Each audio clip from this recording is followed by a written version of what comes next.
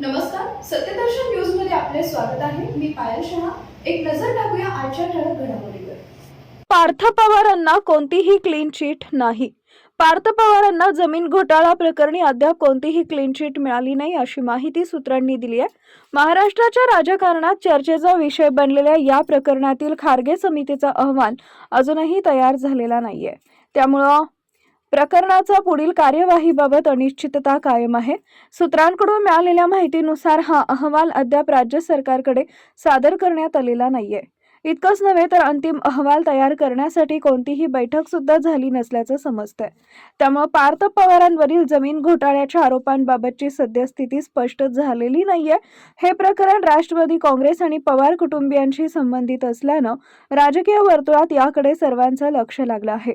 विशेषतः अजित पवार आणि सुनेत्रा पवार यांच्याशी संबंधित असलेल्या या प्रकरणामुळे अंतिम अहवाल सादर होण्यास विलंब होत असल्यानं प्रकरणातील गूढता अजूनही कायम आहे।